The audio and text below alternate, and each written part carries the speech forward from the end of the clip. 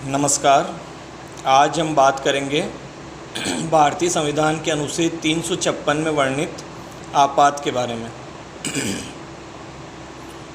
अनुच्छेद 356 में वर्णित है, राज्यों में संवैधानिक तंत्र की विफलता से उत्पन्न आपात।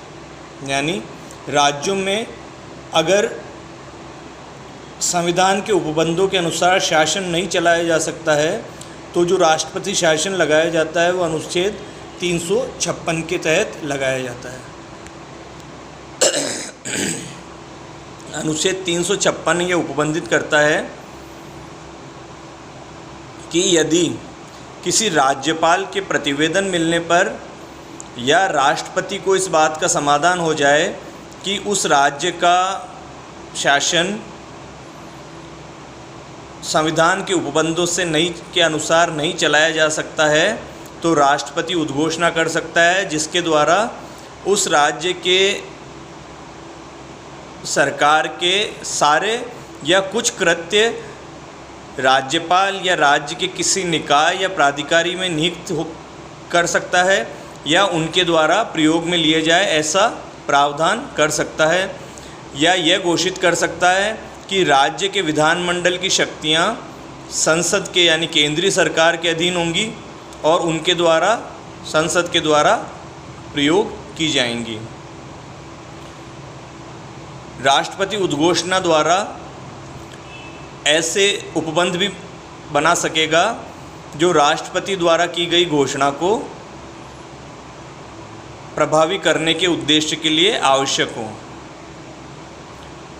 ऐसी किसी आपात उद्घोषणा को राष्ट्रपति उसके पश्चात किसी दूसरी उद्घोषणा द्वारा वापस ले सकता है या उसमें परिवर्तन कर सकता है।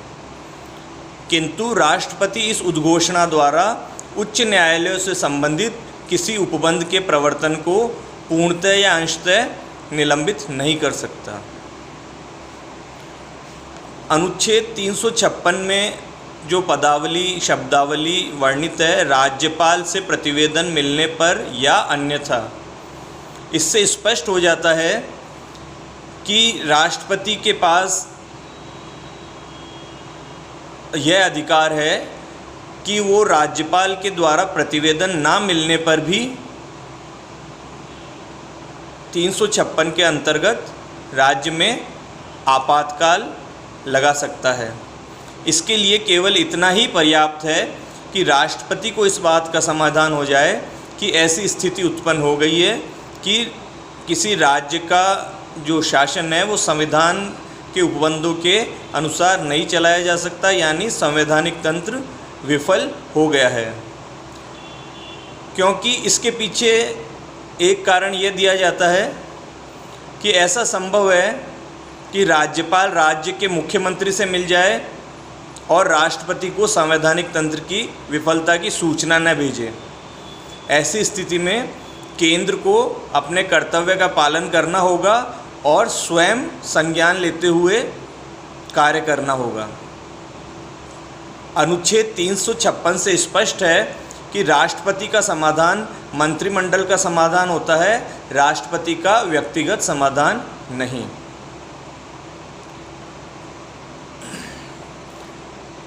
अनुच्छेद 356 में वर्णित एक और पदावली कि राज्य का शासन संविधान के उपबंधों के अनुसार नहीं चलाया जा सकता, यह बहुत व्यापक अर्थों वाली है। किसी राज्य में संवैधानिक तंत्र की विफलता हुई है या नहीं, इसका निर्णय राष्ट्रपति का स्वयं का निर्णय नहीं होता बल्कि मंत्रिमंडल का होता है। अनुच्छेद 356 में जो उद्घोषणा की जाती है उसकी अवधि कितनी होगी? संसद के प्रत्येक सदन के समक्ष ऐसी उद्घोषणा तुरंत रखी जाएगी और यदि वह किसी उद्घोषणा द्वारा वापस नहीं ले ली गई है तो अनुमोदन के 2 माह की समाप्ति के पश्चात प्रवर्तन में नहीं रहेगी।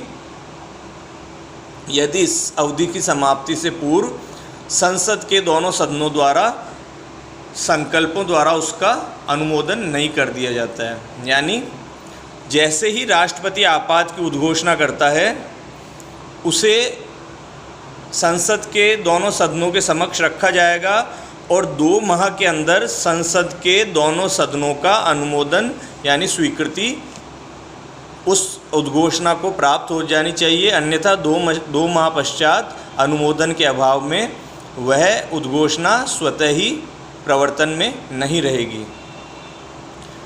किंतु यदि कोई उद्घोषणा उस वक्त की जाती है जब लोकसभा का विघटन हो गया है या 2 माह का जो समय होता है लोकसभा द्वारा अनुमोदित करने का, उस माह के अंतर्गत लोकसभा का विघटन हो जाता है बगैर उस उद्घोषणा का अनुमोदन किए, तो ऐसी स्थिति में जब नई लोकसभा का पुनर्गठन होता है तो पुनर्गठन की प्रथम बैठक के 30 दिन की समाप्ति पर वो उद्घोषणा समाप्त नहीं हो जाएगी, बशर्ते कि 30 दिन के अंदर लोकसभा ने उस सूचना को अनुमोदित करने का संकल्प पारित नहीं कर दिया। यानी नई लोकसभा के गठन के 30 दिन के अंदर लोकसभा द्वारा उसका अनुमोदन किया जाना आवश्यक है, अन्यथा वह उद्घोषणा प्रवर्तन में नहीं रहेगी। यदि संसद 2 माह के अंदर उस उद्घोषणा का अनुमोदन कर देती है तो ऐसी उद्घोषणा 6 माह के लिए यानी 6 महीने तक प्रवर्तन में रह सकती है।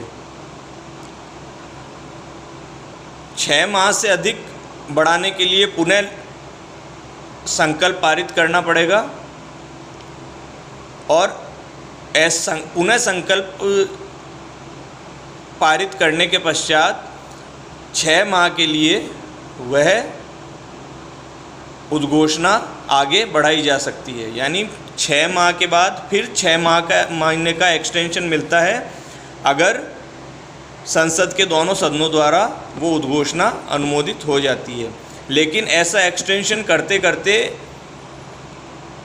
मैक्सिमम जो अधिकतम अवधि है आपात उद्घोषणा की वो 3 वर्ष हो सकती है। यानी 3 वर्ष की अवधि के अंतर्गत 3 वर्ष की अवधि के अंदर लोकसभा का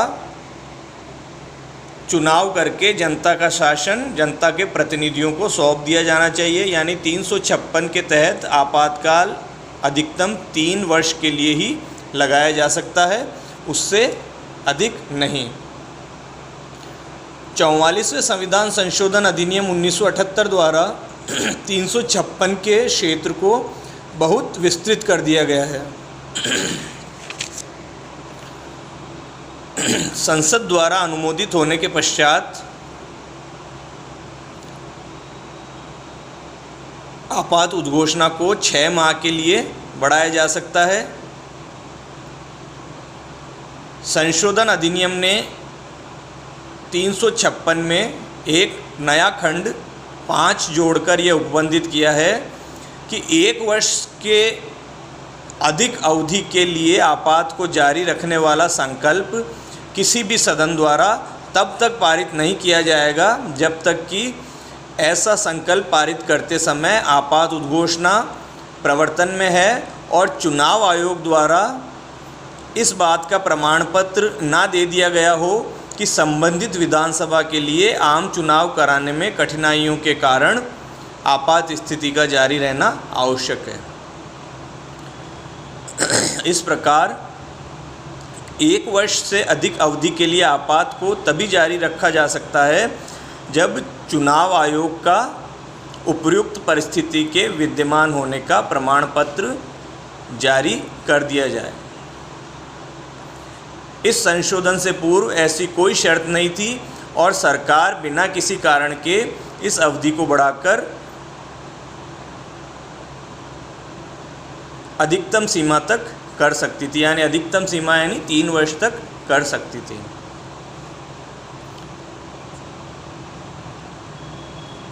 अनुच्छेद 356 में कहा गया है कि ऐसी उद्घोषणा राष्ट्रपति के समाधान पर आधारित है। राष्ट्रपति के समाधान का न्यायिक पुनर्विलोकन किया जा सकता है और यदि ऐसी उद्घोषणा दुर्भावना से प्रेरित होकर की गई है या उसमें उल्लिखित कारणों का राष्ट्रपति के समाधान से कोई युक्तियुक्त संबंध नहीं है तो न्यायालय उसे असंवैधानिक घोषित कर सकते हैं। एस.आर. बोम्मई बनाम भारत संघ के वाद में यह उद्घोष अभिनिर्धारित किया गया कि अनुच्छेद 356 के अधीन राष्ट्रपति द्वारा राज्यों में राष्ट्रपति शासन लागू करने के लिए की गई उद्घोषणा न्यायिक पुनर्विलोकन के अधीन है और राष्ट्रपति के समाधान के लिए युक्तियुक्त कारणों का होना एक पूर्ववर्ती शर्त है। न्यायालय इसकी जांच कर सकते हैं कि क्या वे कारण विद्यमान थे या नहीं जिनके आधार पर राष्ट्रपति ने आपात उद्घोषणा की थी। अब इस 356 से संबंधित एक महत्वपूर्ण मामला है राजस्थान राज्य बनाम भारत संघ, जिसमें 1977 में 9 राज्यों में राष्ट्रपति शासन लगाया गया था। तो राजस्थान राज्य बनाम भारत संघ के वाद में लोकसभा के चुनाव में जो तत्कालीन सत्तारूढ़ दल था उसकी भारी पराजय हुई और विशेषकर उत्तर प्रदेश, बिहार, बंगाल, हरियाणा, पंजाब, राजस्थान, मध्य प्रदेश और हिमाचल प्रदेश में उसका एक भी प्रत्याशी चुनाव जीतने में सफल नहीं हुआ। लोकसभा में विपक्ष को 2/3 बहुमत मिल गया। गृह मंत्री ने इस आधार पर मुख्यमंत्रियों को ये सलाह दी और एक पत्र लिखा जिसमें उन्होंने अनुरोध किया कि वे अपने अपने राज्यपालों को विधानसभा भंग करने की सलाह दें और राज्यों में चुनाव करवाएं। गृह मंत्री का विचार था कि इन राज्यों की सरकारों ने जनता का विश्वास खो दिया है, इसलिए उन्हें इस्तीफा देकर जनता का विश्वास प्राप्त करने के लिए पुनः चुनाव कराना चाहिए। गृह मंत्री के इन सुझावों को राज्यों के मंत्रिमंडलों ने अस्वीकार कर दिया और इन 9 राज्यों में से 6 राज्यों के मुख्यमंत्रियों ने केंद्रीय सरकार के विरुद्ध उच्चतम न्यायालय में याचिका दाखिल की, जिसमें यह तर्क प्रस्तुत किया कि सरकार की विधानसभाओं के भंग करने की धमकी असंवैधानिक थी, क्योंकि इस आधार पर कि जनता का विश्वास खो दिया है, विधानसभाओं को भंग करने का संविधान में कोई भी उपबंध नहीं है। उनका तर्क था कि संविधान के अनुच्छेद 356 में इसका कोई संकेत नहीं है और न ही इसके बारे में राज्यों के राज्यपालों की कोई रिपोर्ट राष्ट्रपति को भेजी गई थी जो उनके अनुसार आवश्यक थी और गृह मंत्री की कार्रवाई असद्भावनापूर्ण थी तथा मंत्रिमंडलों को विधानसभाओं में बने रहने का विधिक अधिकार था। उच्चतम न्यायालय ने इन दोनों प्रार्थनाओं को अस्वीकार करते हुए अभिनिर्धारित किया कि अनुच्छेद 356 के अंतर्गत केंद्रीय सरकार द्वारा विधानमंडल को भंग करने की शक्ति संवैधानिक है। न्यायालय ने कहा कि अनुच्छेद 356 के अधीन आवश्यक नहीं है कि राष्ट्रपति केवल राज्यपालों की रिपोर्ट पर ही कार्य करे।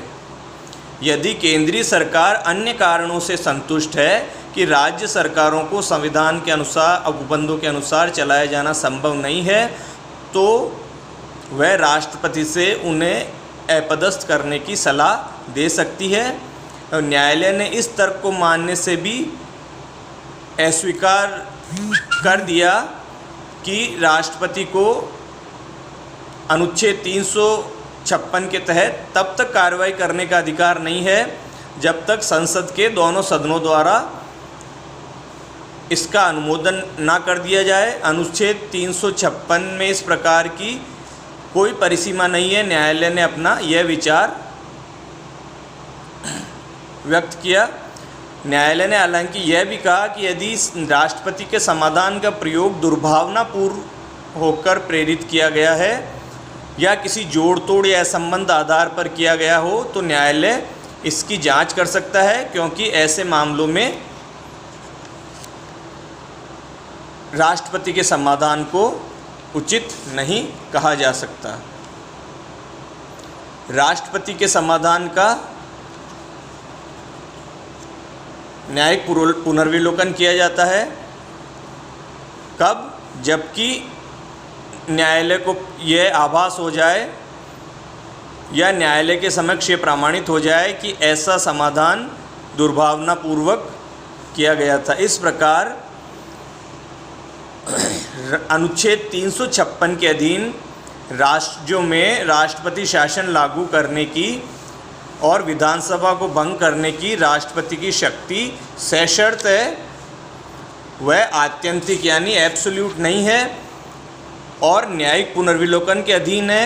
यदि विधानसभा का भंग किया जाना अवैध पाया जाता है तो न्यायालय उसे पुनर्जीवित कर सकता है। ऐसा एस.आर. बोम्मई बनाम भारत संघ के मामले में उच्चतम न्यायालय के 9 न्यायाधीशों की संविधान पीठ ने अपने ऐतिहासिक निर्णय में अभी निर्धारित किया।